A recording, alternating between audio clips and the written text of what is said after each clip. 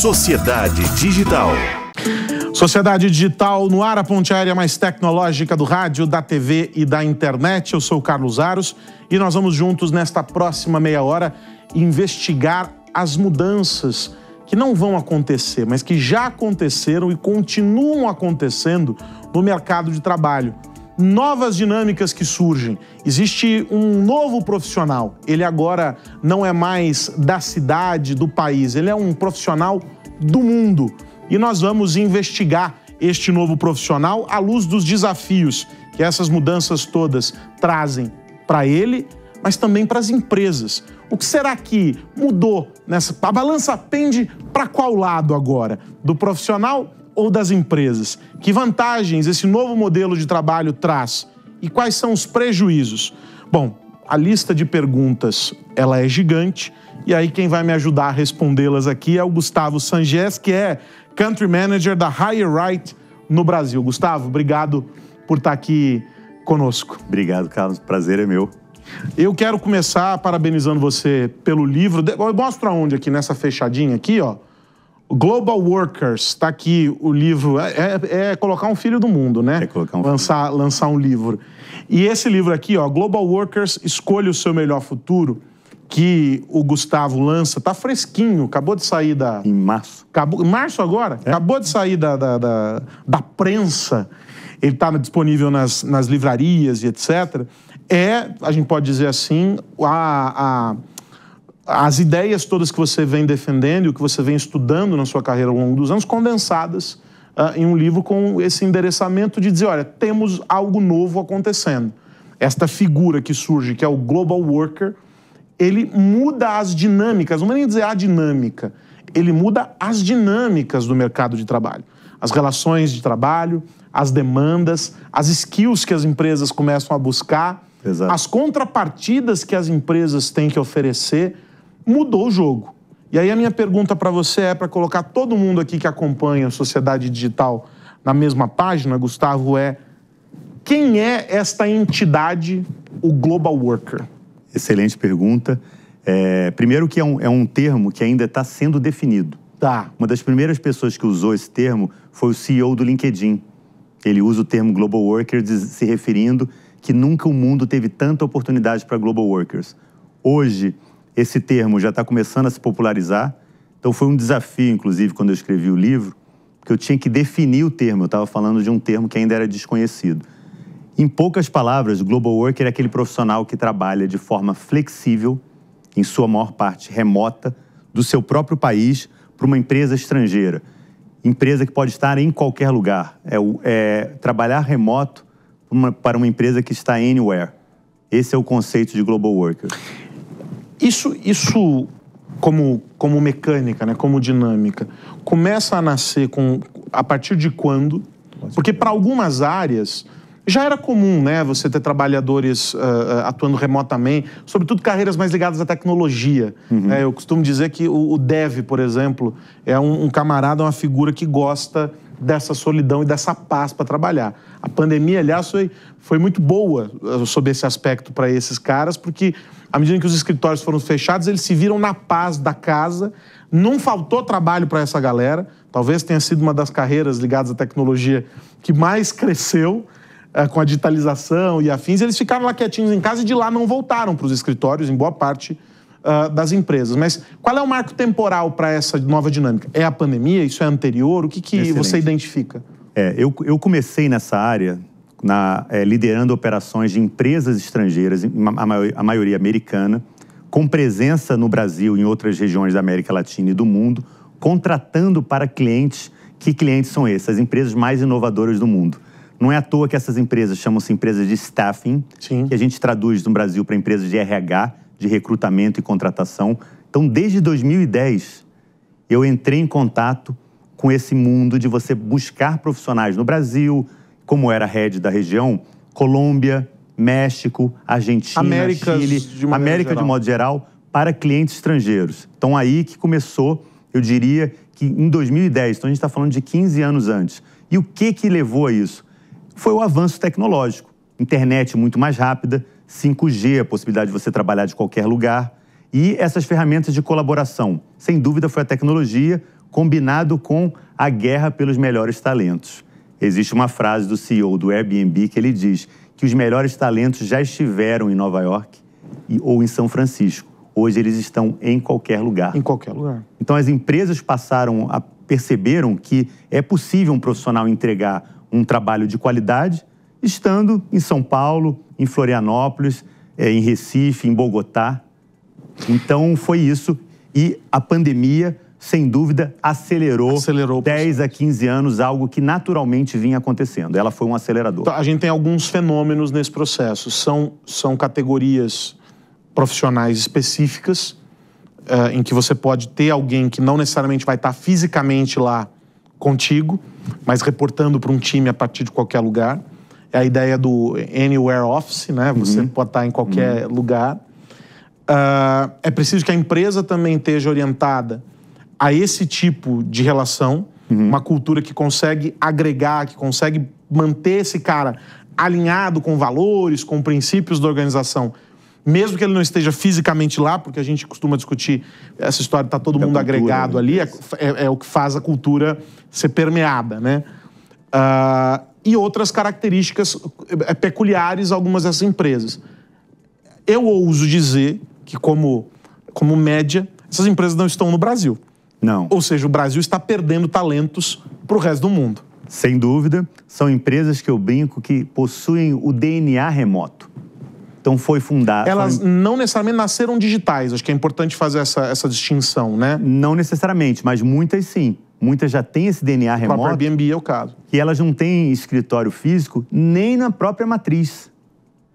Uma dessas empresas que eu trabalhei, que tinha sede em Denver, no Colorado, quando a gente se reunia anualmente, equipes do mundo todo, eles precisavam alugar como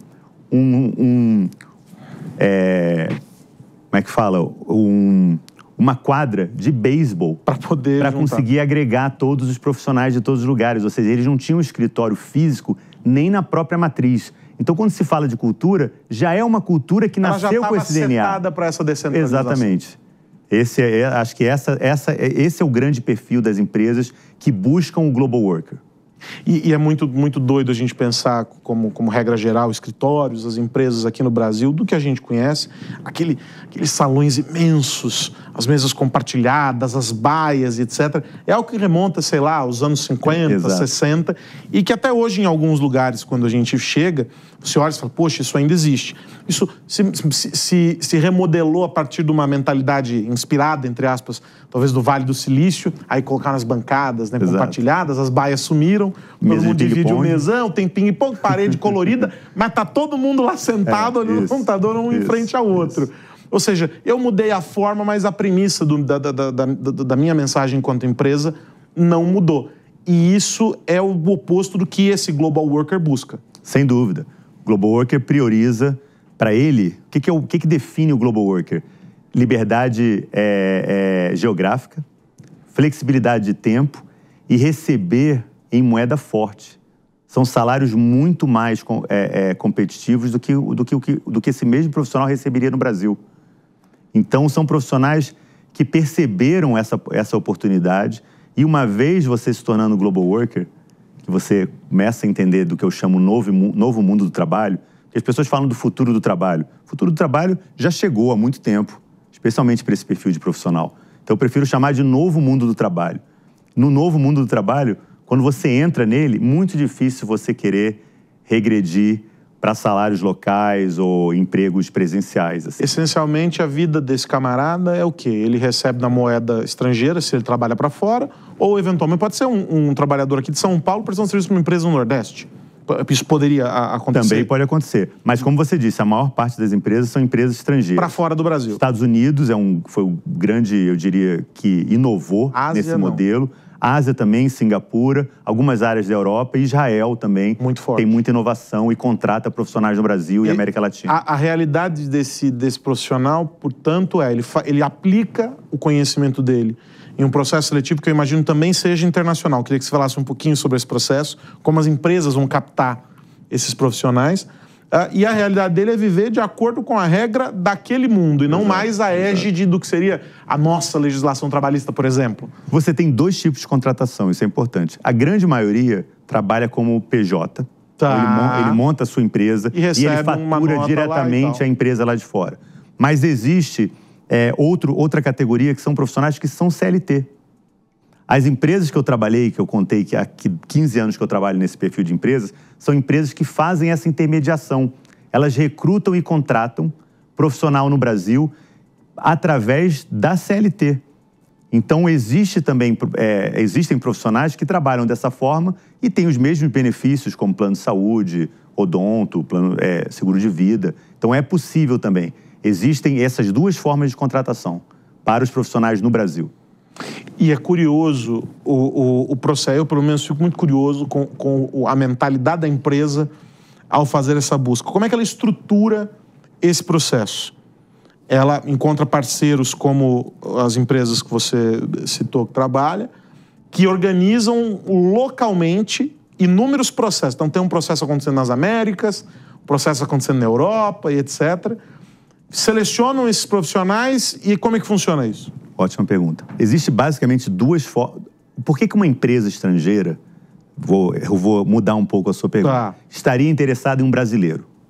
Existem dois motivos. Um, se a empresa quer abrir operação no Brasil. Cultura local. Ela quer expandir. Ela está numa fase, recebeu um investimento, está indo para um Series A, B, começa a receber investimento e quer expandir globalmente. O Brasil e o México são os grandes países. Dois mercados gigantes. Por mais crises que a gente enfrente em todas as áreas, a gente sabe, mercados. O Brasil sempre cativa, interessa a investidor estrangeiro, especialmente nessa questão de mercado. Nós somos mais de 200 milhões. Sim, isso tem um potencial enorme. Potencial enorme.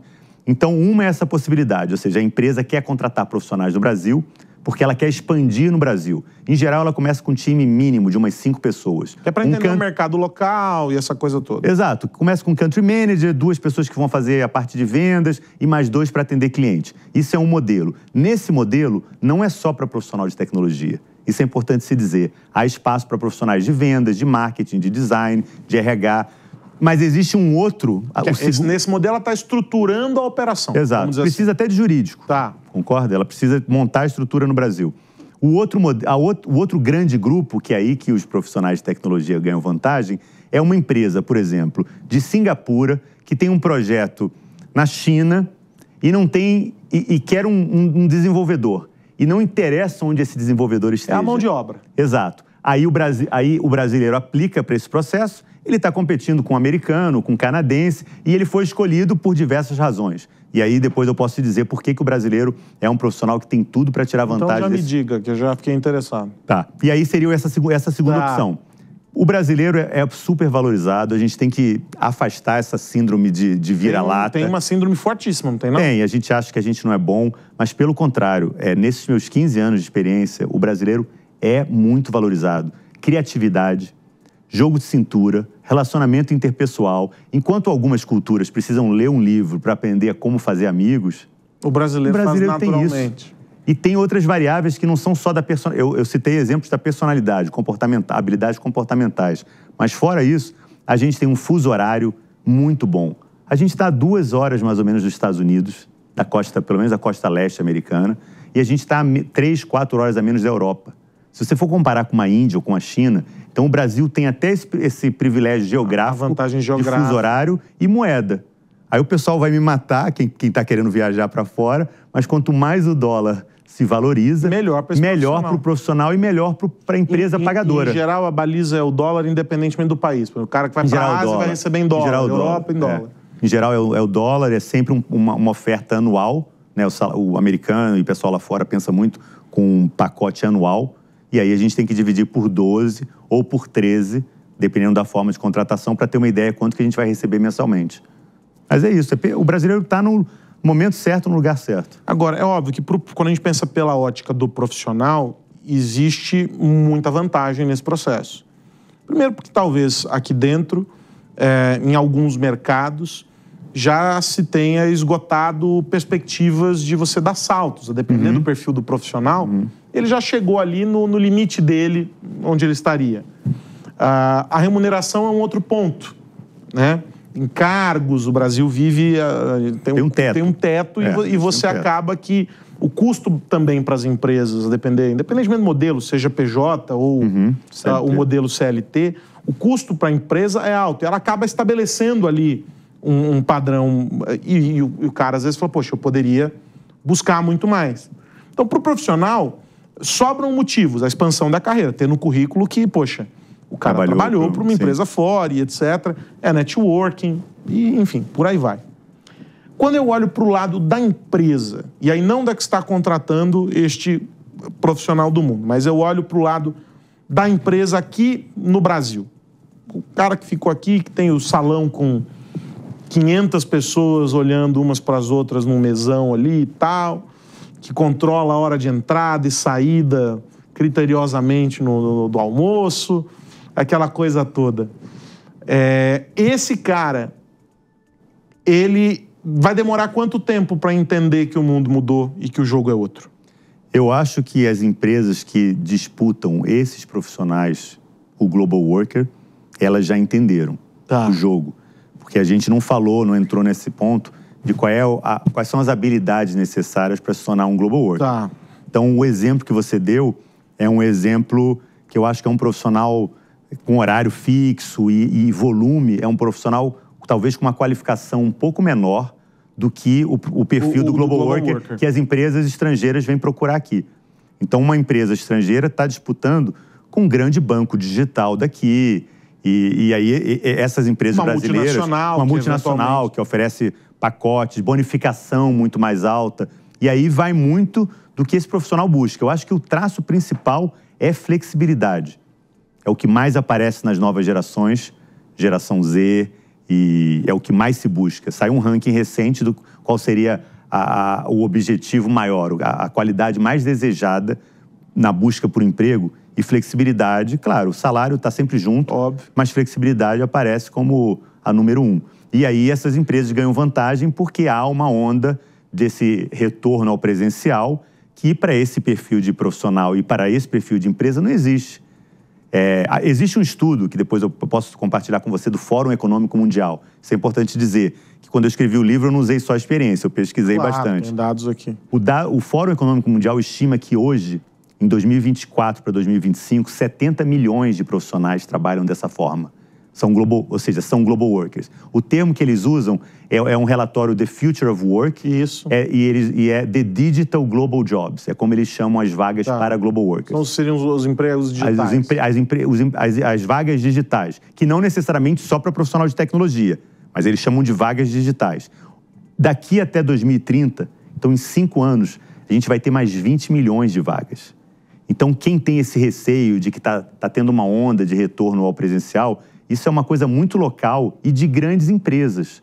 Porque esse perfil de Global Workers, a estimativa é que só tende a crescer. E o Brasil, inclusive, é citado nesse relatório como um estudo de caso de um país que é um celeiro natural de exportador de profissionais para esse novo mundo digital. E eu fico intrigado com o lance do quanto os profissionais que estão chegando hoje no mercado têm sido formados e setados para buscar esse tipo de posição. Não sei se é uma sensação minha e se é uma percepção equivocada, mas eu acho que em alguns contextos, em algumas áreas, a gente não conseguiu evoluir a formação acadêmica que esse profissional recebe e conectá-la com o que o mercado demanda. Nós ainda não entendemos que estamos formando profissionais para um novo mercado. A gente continua 20, 30 anos parado numa formação. E aí demora um tempinho, tem um gap até que esse cara entre no mercado e ele se perceba com esse valor. E aí talvez aqueles que já são por motivação própria, mais devoradores do mundo, né? Mais ansiosos por conhecer e tal, esses acabam se destacando. Mas não é como se nós incentivássemos os profissionais a buscar romper esse limite, buscar esse teto e esse outro tipo de perfil. É uma sensação errada minha? É uma sensação verdadeira. Inclusive, eu não gosto desse termo, mas de uma certa forma, no final da escrita desse livro, foi uma fase bem difícil, eu trabalhava muito, com 2 filhas pequenas. Minha mãe faleceu, eu por pouco não consegui entregar esse livro. E eu percebi que ali eu tinha, de tanta gente me procurar para entender sobre esse tema, eu vi que eu tinha, vamos dizer, quase uma missão ali para terminar esse livro. E assim, como eu publiquei o livro em março, de março para cá, eu já fui convidado para 5 palestras em universidades, respondendo ao seu assunto, ao seu ponto. Ou seja, já tem novas universidades que já estão preocupados com isso, mas, por outro lado, você tem total razão. Quando eu vou falar, é praticamente eu estou abrindo um tema novo, é uma surpresa enorme, é quase um trabalho de uma evangelização, então, porque, de criar... Porque em algumas carreiras, o cara aqui no Brasil, ele é de alguma maneira orientado. Não, você vai lá e você preste um concurso público. Isso aí é o... Para outras existe um determinismo absurdo de que, olha, você vai caminhar por aqui, vai fazer... E se ignora a variedade, a diversidade de possibilidades que o digital trouxe para todas as profissões. Sim. Não é para uma só. Todas as carreiras, todas as áreas foram impactadas pelo digital de alguma maneira. Algumas mais profundamente, com a ressignificação completa da própria existência daquela carreira. Outras com novas possibilidades, com novos instrumentos que surgem, etc. E aí o que me pega muito é que quando a gente discute aqui, você tem um trecho aqui que você fala de soft skills, fala de diferenciais e etc, né, hard skills. O que deveria ser, na tua avaliação, o indutor desta mentalidade na universidade para que porque as soft skills, o camarada já as tem e vai aprimorando ou vai buscando adquiri-las, mas desenvolvê-las. Agora, as hard skills, essencialmente, elas partem da formação do camarada. Ou ele vai assimilar no trabalho e tal. O que deveria ser o grande indutor das soft e das hard skills necessárias para que esse global worker aqui se proliferasse pelas nossas universidades? O grande desafio do brasileiro, eu falei a parte boa. O brasileiro é super valorizado. Inglês. O grande desafio do Brasil ainda é às vezes o cara domina profundamente, tecnicamente, a área dele e não consegue falar. Exato. Isso é muito comum. You are. Exato. E não sei se você viu, recentemente saiu um aplicativo do Google que consegue fazer a tradução simultânea. Eu tenho esperança que isso vai facilitar a vida dos nossos global workers brasileiros. Né? Na hora que eu vi aquilo, eu falei, a amostra vai crescer. Mas, tirando essa parte, né? A barreira da língua. A barreira da língua ainda é grande. Você vê profissionais super qualificados que não conseguem atravessar aquela fronteira que é a entrevista. Né? Você pode, hoje em dia, fazer um currículo em inglês é a coisa mais fácil do mundo. O ChatGPT está aí, você consegue pegar o seu currículo em português, ao mesmo tempo, colocar quais são as exigências da vaga e daí você vai ter um currículo super customizado. Mas para um trabalho de global worker, você não vai ser contratado se não atravessar a fase das entrevistas, que são todas em inglês e, às vezes, mais do que com uma pessoa. Um country manager, por exemplo, brasileiro, para ser escolhido, ele vai ter que conversar com o diretor global, com o legal, com o RH. Então, eu diria que, se eu tivesse que estabelecer um grande desafio, além da mentalidade global, você me perguntou de hard e de soft. De hard, sem dúvida, a gente tem faculdades de excelente formação e nas mais diversas áreas. Design, o brasileiro se destaca muito. Nós temos um bom gosto incrível. Tecnologia nem se fala. Vendas, RH.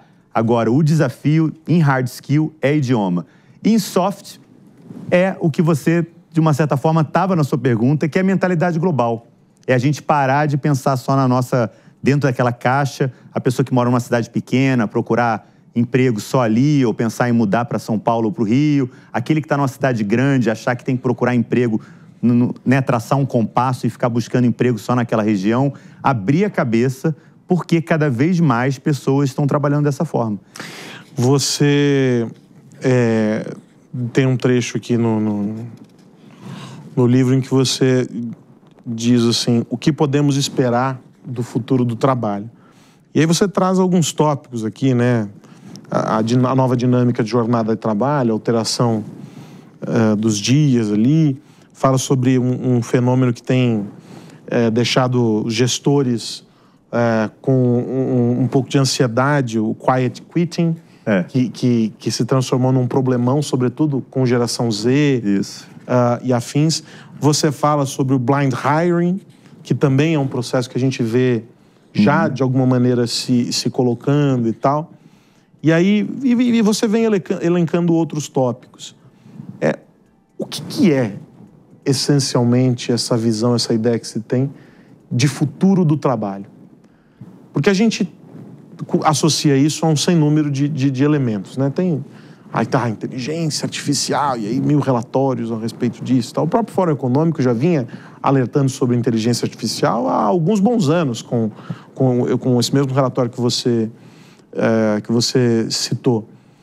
Mas o que essencialmente é hoje esse pensar o futuro do trabalho? Ótimo. Eu vou responder pela pergunta, pela ótica do profissional. Tá, por favor. Porque todas as pesquisas estão sempre pelo lado do empregador. Da empresa. O que a empresa quer. O que a empresa tem que fazer. Exato. Eu, quando decidi escrever esse livro, eu fui um pouco subversivo. Eu usei meus 15 anos pelo lado do empregador para ensinar o profissional. Então, vou dar uma resposta pelo lado do profissional. Pode ser? Por favor. É um termo que eu coloco aí, que existe inclusive um livro sobre isso, que chama-se Portfolio Life. O profissional do futuro precisa criar uma carreira portfólio. Não vai haver mais aquele emprego linear, aquela carreira linear dos nossos avós. Você é mais jovem que eu, mas seu avô, pai, que ficou 25, 30 anos na mesma empresa. Essa linearidade já não existe agora. É só você ver o LinkedIn das pessoas. Isso. 1 ano e meio, 2 anos no máximo. Então, não esperar que a sua carreira vai ser linear. Você tem que construir uma carreira portfólio. Existe um livro que fala sobre isso, que virou um best-seller, que chama-se Portfolio Life. E eu cito isso, porque eu penso muito em carreira dessa forma, que é o quê? Você tem que construir uma carreira que não dependa só de um emprego. Você tem que tentar desenvolver suas habilidades. Então, um caso que foi uma mentorada minha que eu cito, ela era profissional de marketing, trabalhava para uma empresa durante o dia, dava aula numa faculdade durante a noite e ela amava yoga. E ela, de manhã, ela se tornou professora de yoga. Então, ela dava aula de yoga. Isso é um exemplo típico de como eu entendo a carreira, como um profissional precisa pensar o futuro. Ele não pode se preparar para ser empregado exclusivamente de um lugar. Ele tem que ter essa diversificação na cabeça já desde o tempo da faculdade. Até porque o empregado, sob qualquer perspectiva, ele é o patrão da própria carreira. Exato. Não é? Eu trabalho em algum lugar que você empresta o seu tempo, o seu conhecimento a alguém que te remunera. Exato. Por isso. Mas o que é que você faz com isso? O que você constrói? Que relações você constrói dentro desta relação principal? Como você se prepara? Como é que você se prepara para esse próximo passo? E essa é uma mentalidade que vem mudando. Cada vez menos se torna comum a pergunta sobre o que se quer. Qual é o próximo passo? Não é o que a empresa vai oferecer agora, mas é onde eu quero chegar a partir deste passo que eu vou dar aqui. Isso. E essa já é uma mudança que essa nova geração traz, né? Isso é importante. Eu definiria como autonomia. É uma autonomia e é você ter as rédeas da própria carreira. Mas ainda existem muitos profissionais que esperam da empresa o treinamento, o aumento. É isso que também está mudando, é você ter as rédeas da sua vida. E para isso você precisa estar qualificado. Você ser uma pessoa que esteja...